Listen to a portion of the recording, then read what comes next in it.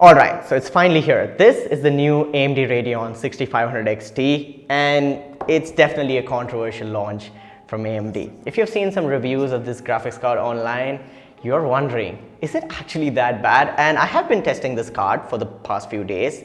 And in today's video, I'll talk about this card from a gamer's perspective, for gaming, for live streaming, and even content creation, video editing and stuff like that. So you will get a perspective from all three sides. So no matter which camp you are in, you'll know if you should buy this card or not. And in the end of the video, we'll also talk about who this card is for, who this card is not for, and should you even consider it. So with that being said, subscribe to the channel because my RTX 3050 review is also coming really soon. Hit that notification bell, like this video. With that being said, let's get started.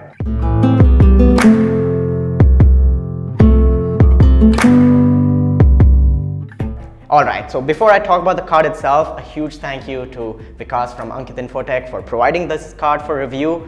If you're in Bangalore, you're looking for a graphics card, this one or anything else, you want anything related to a gaming PC, peripherals, CPU, RAM, graphics card, power supplies, cabinets, you can check out a shop. It's located in SP Road, Bangalore. And let's say you're not in Bangalore, you are, in anywhere else in India, you can check out his website, which is pcstudio.in. So yeah, pan-India shipping, whether you're in Delhi or Mumbai or wherever you live in India, you will have your PC parts or a complete custom game PC delivered to your doorstep. So with that being said, all the details to his shop will be in the description down below. Now let's talk about the card. So this specific Radeon 6500 XT comes from ASUS. This is their ASUS Dual Edition. And I think, the card aside, ASUS has done a really good job on this card. The build quality is really solid. They have this really nice backplate. They also added a LED, lighting illumination. So if the card is really bad, the LED can save it. RGB gives you extra FPS. And you also have, two fans. So this is their dual axial technology. It has fan stop. So when the GPU goes below 52 degrees Celsius, the fan stops spinning. And overall, it's a really nice card. Acoustics and thermals on this card are really nice. And again, acoustics and thermals will vary from design to design, but this ASUS card is a good one. Not saying the 6500 XT is good, just this design is nice. Now let's talk about the Radeon 6500 XT. Starting off with the specifications, 4 gigabytes of GDDR6 VRAM, so that's that, and that's on a measly 64-bit bus. And there's also 16 megabytes of Infinity cache, and this card is based on AMD's RDNA 2 architecture, so you've got 16 RDNA compute units. And for reference, AMD 6000 series laptop chips have 12 compute units. So on paper, it's not really that powerful. And talking about the display outputs, you've got a HDMI and also DisplayPort 1.4.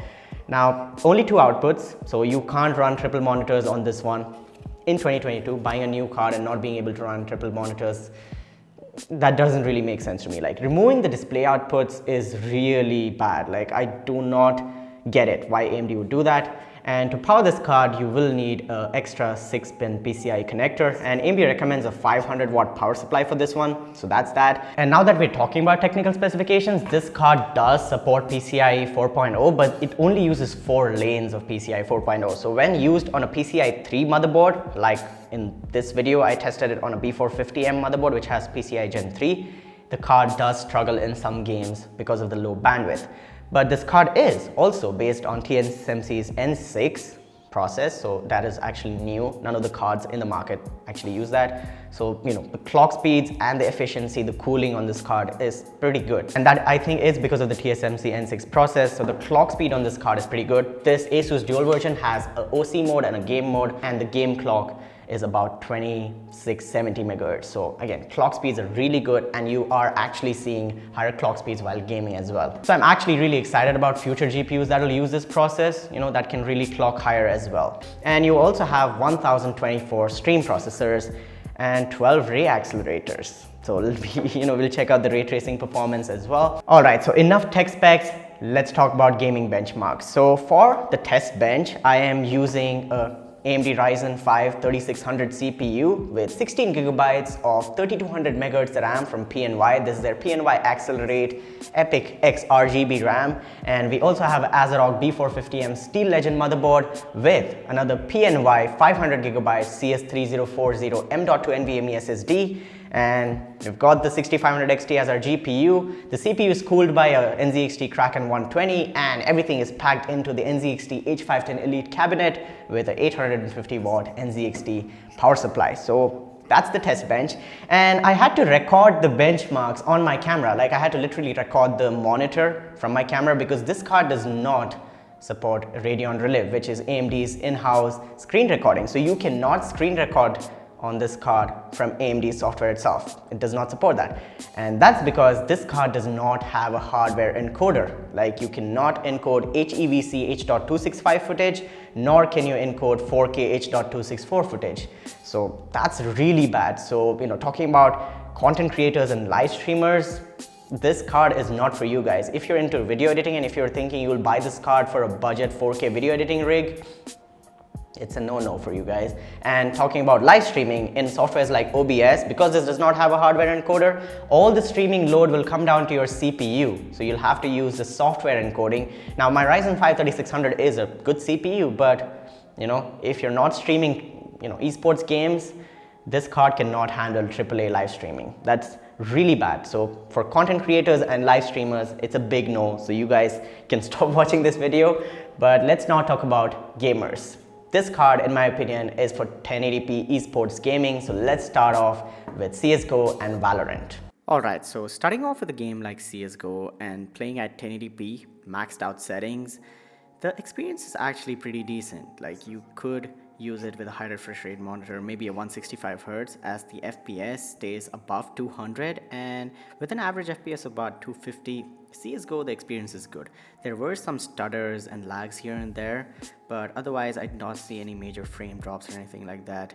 But CPU intensive games like CSGO do perform well on budget graphics cards. So this is not actually the RX 6500 XT doing something great, it's just CSGO is really well optimized.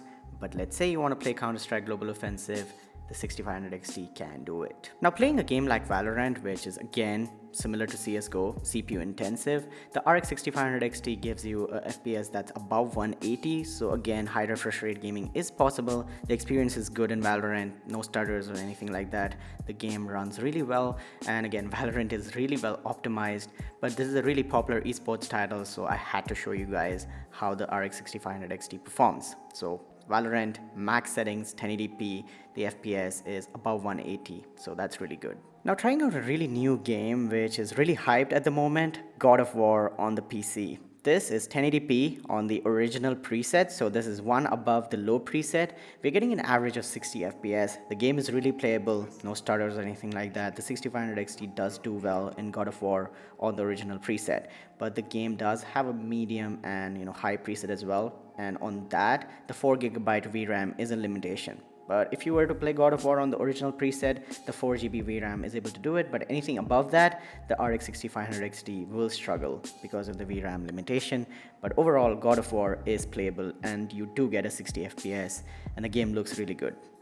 Now, playing GTA 5, which is an older game but still really popular among gamers, especially online.